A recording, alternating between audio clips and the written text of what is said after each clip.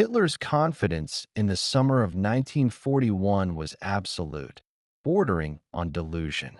He believed the Soviet Union was a rotten structure that would collapse with a single, decisive kick.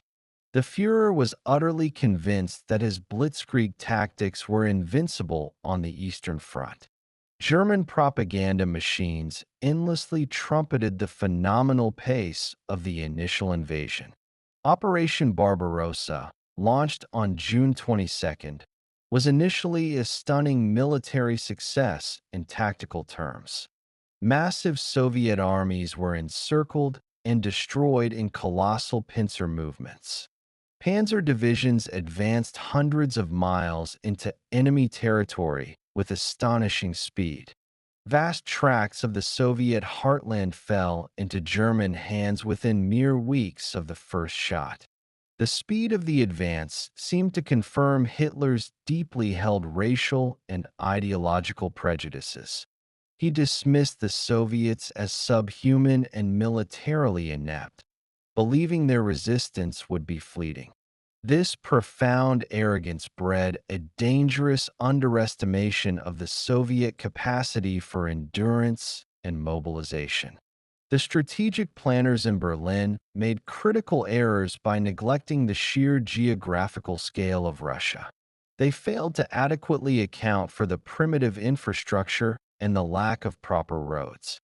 Logistical supply lines were stretched thinner and thinner with every kilometer gained eastward. The German High Command assumed the campaign would be over before the onset of autumn weather. There was no serious provision made for winter warfare equipment for the millions of troops involved. Initial victory blinded the German leadership to the long-term strategic challenges they faced. This early, intoxicating success created a pervasive, false sense of security across the German ranks. The original timelines for capturing key cities like Moscow and Leningrad were wildly optimistic. Hitler famously declared that the Soviet Union was already broken and merely needed a final push. This psychological barrier of overconfidence would soon become a critical factor in their downfall. The deeper the German armies drove, the more vulnerable they became to the vastness of the land. They were advancing into a void of distance, losing the advantages of concentrated force. The momentum of the initial attack masked the inevitable problems that were rapidly accumulating behind the front lines. The illusion of an easy victory led to catastrophic strategic diversions later in the year. This failure of strategic foresight was rooted in the ideological belief that success was predetermined. The sheer mass of the Soviet population meant manpower was an almost inexhaustible resource for Moscow. Hitler did not factor in the concept of fighting an entire people defending their homeland, not just an army. The stunning initial gains inadvertently set the stage for a prolonged, brutal war of attrition. Hitler's primary goal was never merely military victory, but an ideological transformation of Eastern Europe. The invasion of the Soviet Union was the ultimate realization of his long-cherished Lebensraum, or living space, vision. He saw the war as a racial crusade to eliminate Bolshevism and enslave the Slavic peoples. Moscow was a symbolic prize, the political and ideological nerve center of the Soviet system. Hitler believed that taking the capital would decapitate the Soviet regime and trigger its collapse. The plans for Operation Barbarossa were fundamentally flawed by this political prioritization over military pragmatism. Field marshals often argued for a direct, focused thrust toward Moscow as the most critical objective. This focus was rooted in the classical military doctrine of seizing the enemy's seat of government and industry. Hitler, however, frequently overruled his most experienced generals, imposing his own strategic whims. He became obsessed with economically valuable targets like the Ukrainian grain fields and the oil of the Caucasus. This led to major strategic diversions, most notably the pause in the advance on Moscow to seize Kiev. The diversion to the south, though yielding a massive encirclement victory, cost critical weeks of good weather. It consumed the vital summer and early autumn when the roads were still passable for motorized traffic. Hitler saw Moscow not just as a capital, but as a communist shrine he wished to see obliterated. His directives often shifted, reflecting his growing impatience and his changing military priorities. The military objective of destroying the Soviet army became secondary to his economic and racial goals. His decision-making grew more erratic and was increasingly based on intuition rather than sound planning. He dismissed intelligence reports that warned of the Soviet Union's enormous hidden reserves and industrial capacity. The initial plan had assumed a maximum of 20 weeks for the entire campaign to reach its conclusion. This timeline utterly failed to account for the distances, the climate, or the vast numbers of the Soviet forces. Hitler's grand design was a perfect blend of brilliant tactical execution and catastrophic strategic misjudgment. The Führer was certain that once the capital fell, the political will of the Soviet people would evaporate entirely. He had completely misread the deep patriotic fervor that Stalin would successfully tap into for defense. The ultimate objective was not merely to defeat the Red Army, but to annihilate the Soviet state permanently. Every delay caused by his interference allowed the Soviet defenses to become more entrenched. The delay around Kiev proved to be the single most costly strategic mistake of the entire campaign. It ensured that the German offensive would be caught entirely unprepared by the arrival of the Russian autumn mud.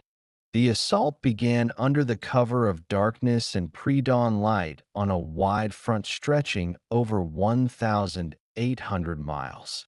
German forces launched a devastating surprise attack with massive artillery barges and air raids. The Luftwaffe quickly destroyed thousands of Soviet aircraft on the ground in the opening hours. Three massive army groups, North, Center, and South, were tasked with the crushing invasion.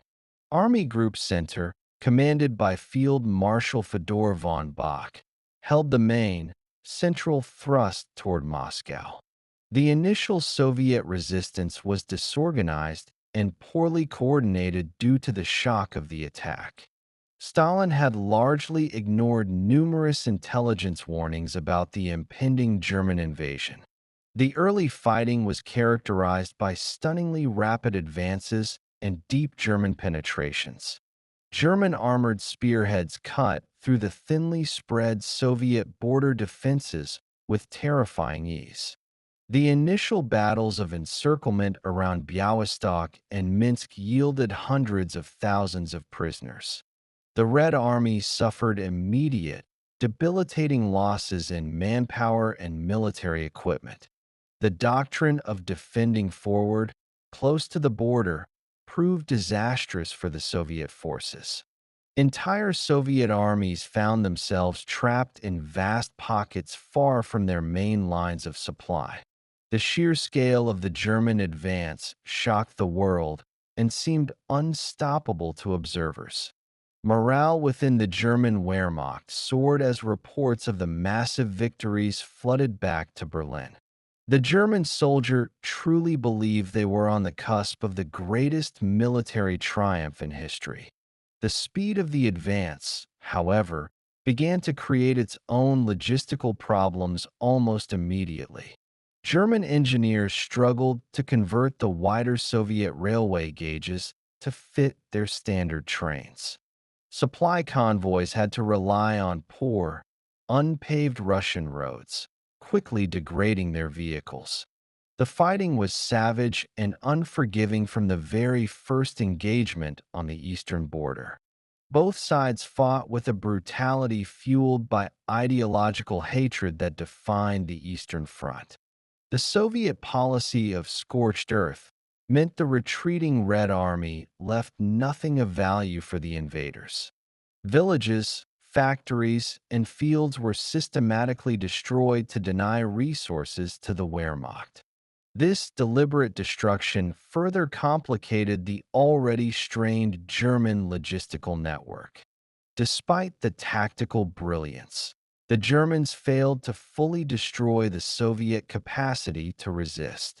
Pockets of stubborn Soviet resistance continued to fight on long after their units were technically encircled. This early, brutal attrition subtly bled German manpower and diverted key combat units. The German objective was an aggressive, mobile war of annihilation designed to destroy the Red Army in motion. The plan relied on the swift movement of motorized and armored divisions to outflank the enemy. As the advance continued, the distance covered began to exact a terrible price on the fighting men. The German army was designed for short, decisive campaigns, not for a cross-continental invasion. Tank engines and truck transmissions were stressed beyond their design limits by the continuous movement. Spare parts and necessary fuel were becoming increasingly difficult to deliver over the enormous distances. The scorching summer heat of July and August added another layer of severe strain on the troops.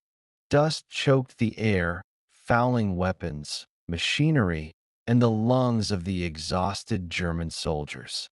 The sheer expanse of the Russian steppes and forests seemed endless to the men pushing eastward. The German High Command repeatedly failed to appreciate the depth of the Soviet Union's territory. For every battle won, the distance to the final objective of Moscow increased by another 100 miles. The concept of fighting deep operations proved profoundly different from the European campaigns. Initial German successes were not translating into the desired strategic collapse of the Soviet state. As they pressed on, the German forces had to contend with a growing partisan movement in their rear. Soviet civilians, often armed with little more than pitchforks, harassed German supply lines relentlessly. These partisan attacks forced the diversion of combat troops for vital security duties in the vast occupied areas.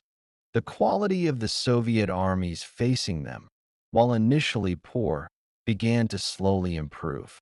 New, hastily mobilized Soviet units were thrown into the breach, often suffering high casualties but buying time. The Red Army's defense, though clumsy, became increasingly characterized by grim, unyielding determination.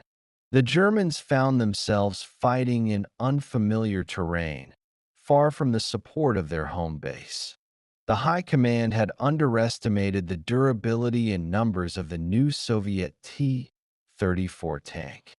The T-34 was a shock to the German armored crews, proving superior to most of their current models. The campaign slowly morphed from a blitzkrieg into a grinding, heavy struggle for every yard of land. The initial elation of the invasion was being replaced by a grim, wearing fatigue across the Eastern Front. Logistics became the unseen, relentless enemy of the German invasion force. The German army was simply incapable of supplying an operation of this geographic magnitude.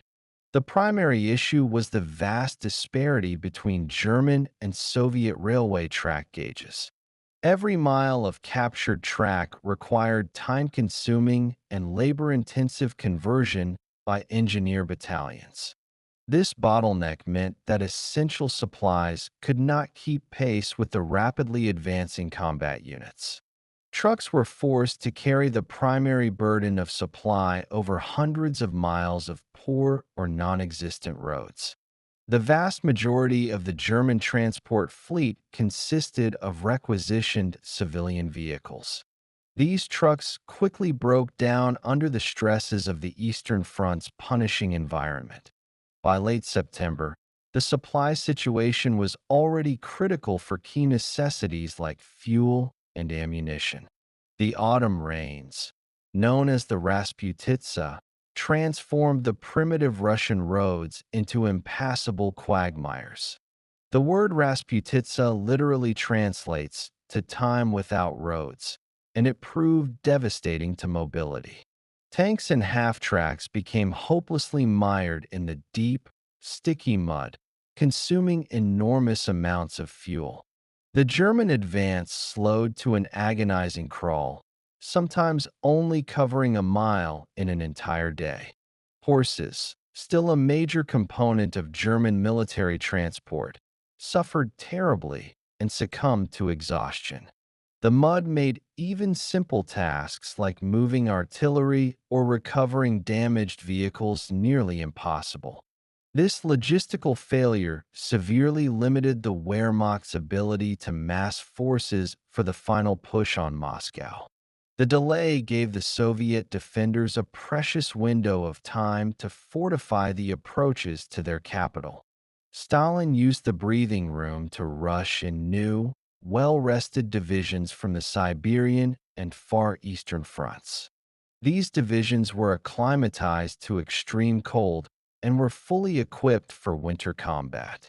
The lack of continuous, reliable supply meant frontline troops were constantly under-equipped and hungry. The logistics failure was a direct consequence of the initial underestimation of the campaign's duration. German strategic planners had not stockpiled sufficient materials for a war extending beyond a few months. Every day the mud rained. The German advantage in mobile warfare slowly drained away into the mire. For the Soviet leadership, Moscow was more than just a capital city. It was the sacred symbol of the revolution. The loss of Moscow would be an unimaginable psychological blow to the Soviet people and the Red Army. The city housed the vast majority of the Soviet Union's political and military command structure. It was also a critical hub for railway lines and industrial production for the Soviet war effort. Stalin famously remained in the city, a potent symbol of defiance to both his people and the enemy. His presence in the Kremlin was a clear, dramatic statement that the capital would not be surrendered easily. The defense of Moscow galvanized the entire Soviet nation to a degree not seen before in the war. Millions of civilians, including women and elderly people, were mobilized to construct defensive lines.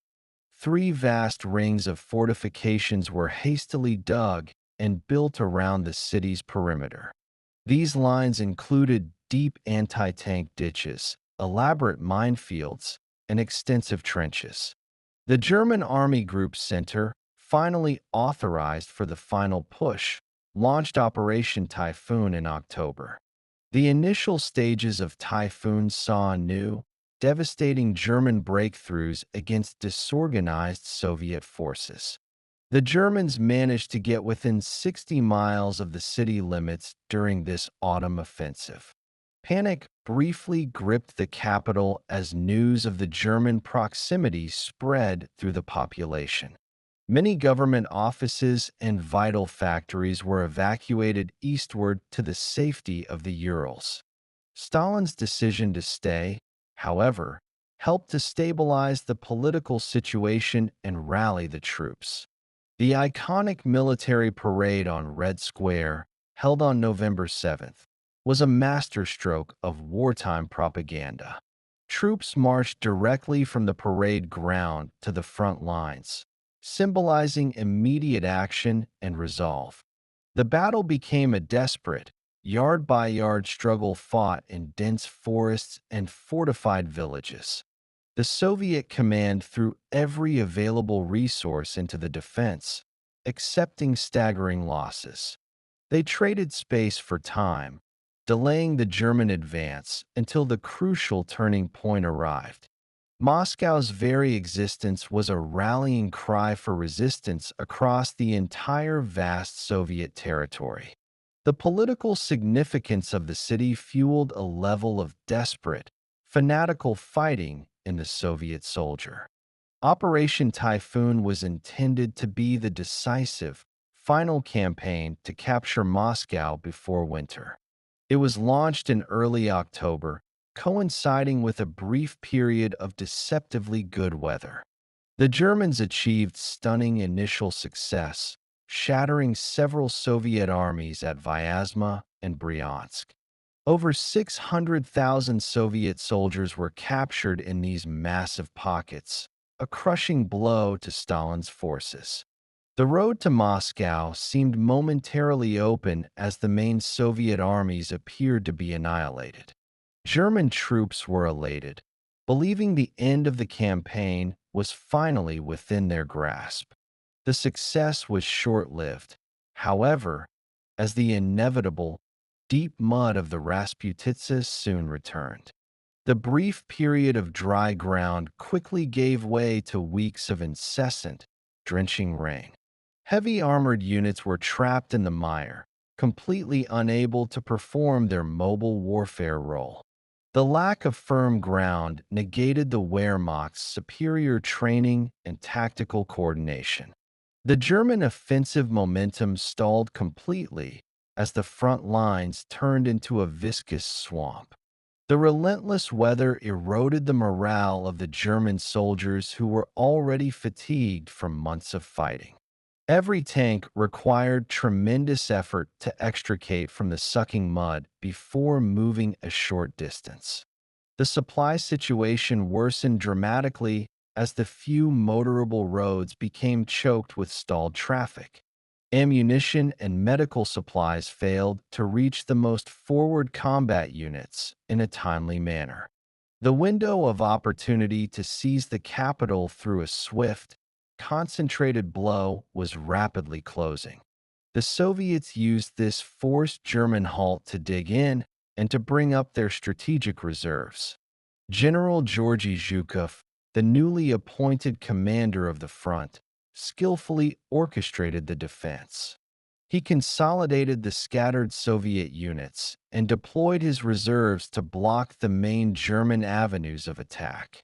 The German soldiers were forced to endure weeks of miserable conditions, battling the elements and the enemy. The rain and mud were a cruel equalizer, robbing the German army of its defining mobility advantage. The onslaught of Typhoon had been fierce, but it ultimately drowned in the bottomless mud of the Russian autumn. The arrival of the deep Siberian freeze in mid-November brought a deceptive sense of relief at first. The temperatures dropped rapidly, hardening the mud and allowing for the return of some mobility.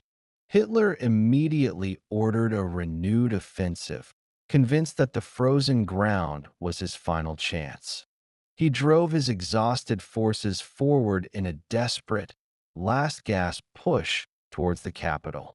The renewed attack initially made painful, slow progress against the now fortified Soviet lines. The Germans pushed through the final Soviet defensive ring and came within sight of the Kremlin spires. Scouts from the 258th Infantry Division reportedly saw the buildings of Moscow through binoculars. This moment in early December marked the closest the German army would ever come to taking the capital. The brief period of mobility ended abruptly when the true Russian winter descended with devastating force. Temperatures plummeted to unimaginable lows, dropping far below freezing to minus 30 degrees Celsius. The severe cold was a silent, lethal enemy for the millions of German soldiers on the front line. Their summer uniforms and thin coats offered no protection against the Arctic chill sweeping the plains. Frostbite became a far more effective weapon against the German troops than Soviet bullets. Thousands of soldiers suffered crippling injuries to their hands and feet, leading to mass casualty rates. The extreme cold paralyzed the German machinery that was not designed for such conditions. Oil turned into thick grease, making tank engines nearly impossible to start without hours of preheating. Rifle mechanisms jammed constantly, rendering the standard German infantry weapon unreliable. Even lubricating fluids in the heavy artillery pieces froze solid, immobilizing entire batteries. The German logistical system completely collapsed under the weight of the freezing temperatures. There were simply not enough winter supplies, even basic items like gloves, boots, and warm overcoats. The logistical crisis transformed into a humanitarian disaster for the exposed German soldiers. The brutal freeze effectively crippled the entire German offensive capability on the Moscow front. The German High Command made a catastrophic, fundamental miscalculation regarding winter clothing. Believing the war would be over by September, they failed to issue any specialized winter uniforms to the troops. The average German soldier was forced to fight in the same light tunic and trousers they had worn in the summer heat. They desperately resorted to makeshift solutions, wrapping their feet in rags and using newspaper for insulation. Many soldiers wore stolen civilian clothing taken from the local Russian population in a desperate attempt to survive. The lack of proper boots was particularly devastating, leading to widespread gangrene and mass amputations. Tens of thousands of German soldiers were evacuated from the front lines due to cold weather injuries alone. The sheer volume of frostbite casualties quickly overwhelmed the already strained German field hospitals. The German army was simply not equipped to fight a war in temperatures consistently below freezing. Even the horses, vital for towing artillery and supplies, died in staggering numbers from the exposure. The deep snow began to fall, further restricting German movement and burying abandoned equipment. This deep snow cover provided a perfect, natural defense for the advancing Soviet ski troops. The failure to anticipate the Russian winter was a military planning blunder of historic proportions. It was a failure rooted in the ideological belief that Soviet resistance would simply melt away. Hitler's personal interference exacerbated the crisis by refusing requests for a strategic withdrawal. He feared that any retreat would lead to a total rout and a political disaster for the regime. This obstinacy meant that German troops were forced to hold indefensible, frozen positions. The soldiers were forced to live in hastily dug, frozen holes in the ground for weeks on end. Their living conditions rapidly deteriorated into a nightmarish, constant struggle for mere existence. The psychological toll of fighting an enemy they could not see, the relentless cold, was immense. The Wehrmacht, previously considered invincible, was brought to a grinding halt by the elements. This paralyzing freeze allowed the Soviet military machine to prepare for its massive counteroffensive. By early December 1941, the German army was utterly exhausted, frozen, and at the end of its supply lines. The Soviet High Command, under General Zhukov, correctly identified this moment of peak German vulnerability. The time had finally come for the Soviets to unleash their powerful, hidden strategic reserves. Fresh, elite divisions from Siberia and the Soviet Far East were thrown into the counterattack. These units were fully trained in winter warfare and equipped with warm, padded uniforms and ski gear. Their deployment was a shocking surprise to the German generals who believed the Soviets were out of reserves. The Soviet offensive began on December 5th and 6th, hitting the entire German front around Moscow. The counterattack was launched with devastating force, immediately pushing the frozen German lines backward. The Soviets leveraged their T-34 tanks, now operating effectively on the frozen ground and in the snow. They attacked through forests and overground the Germans had previously considered impassable to armor. The German soldiers, numbed by cold and fatigue, were ill-prepared for the sudden, powerful assault. Many units simply disintegrated under the pressure of the coordinated Soviet attacks. The German generals were initially shocked by the sheer speed and the overwhelming power of the counteroffensive. This was no longer a matter of fighting a delaying action, but a massive operation to relieve the capital. Zhukov's strategy was to strike the flanks of the German army group center, threatening to encircle it entirely. The Soviet success was a massive psychological victory, shattering the myth of German invincibility.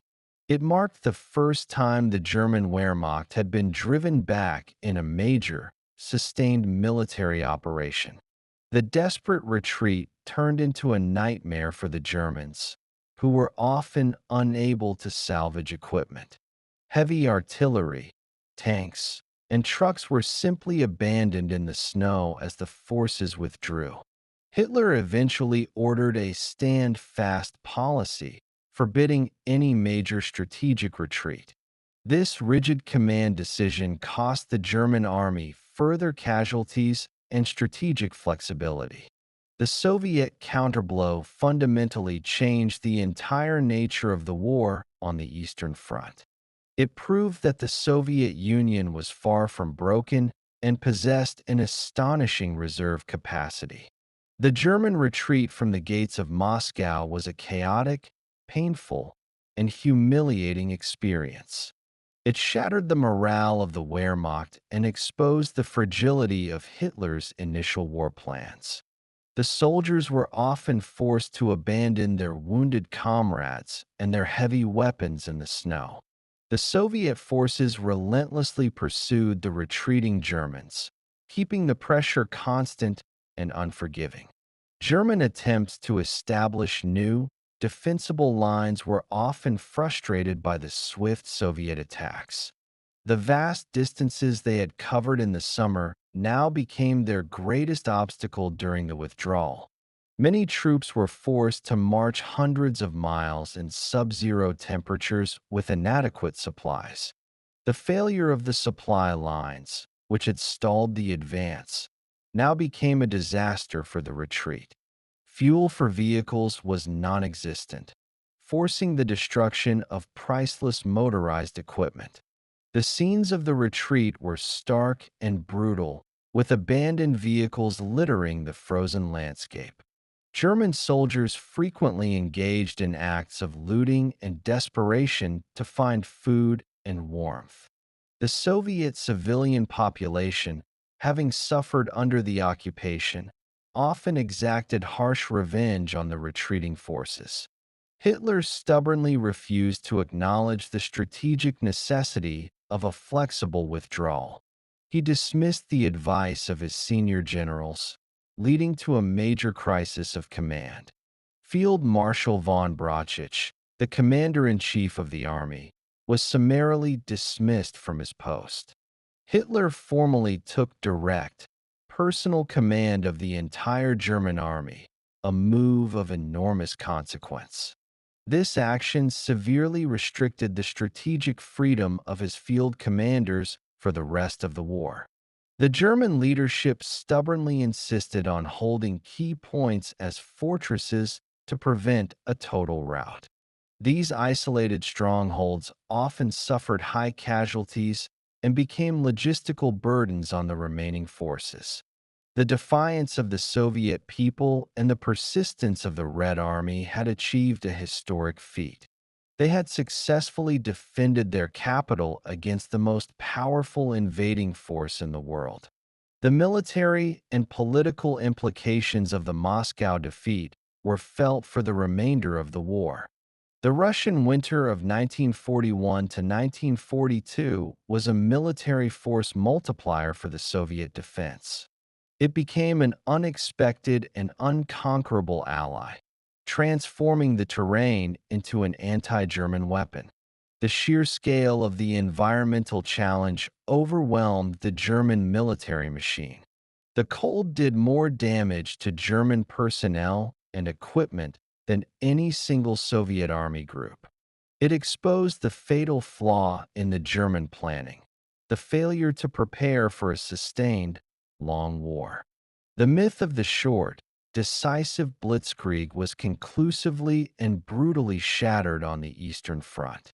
The Soviet victory at Moscow ensured that the war would become a prolonged, grinding affair of attrition. Germany was not prepared for a protracted, total war scenario that demanded continuous mobilization.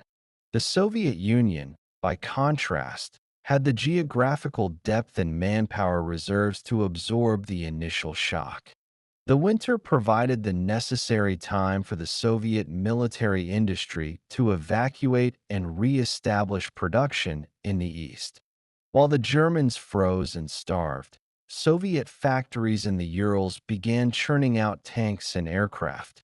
The defense of Moscow was not the end of the war, but it represented the decisive turning point. It ended Hitler's dream of a swift victory and forced Germany into a two-front war they could not sustain. The severe operational crisis caused by the weather fundamentally damaged the Wehrmacht's reputation. The initial shock of the invasion was replaced by a grim determination on the part of the Soviet people. The German army had advanced deep into the Soviet Union, but it had failed to achieve its strategic goal. The inability to seize the capital city ensured the continuity of the Soviet political and military structure. The Russian winter acted as a profound psychological force, eroding the will of the German fighting men. The soldiers understood they were fighting a battle not just against the enemy, but against the forces of nature itself. The snow-covered fields around Moscow became the grave of the Blitzkrieg concept and Hitler's Eastern ambition. The immense scale of the human and material losses suffered were never fully recovered by the German war machine. The ultimate failure of Operation Barbarossa secured the long-term survival of the Soviet Union. The harsh, unforgiving winter proved to be the most effective, silent weapon wielded by the Soviet defense.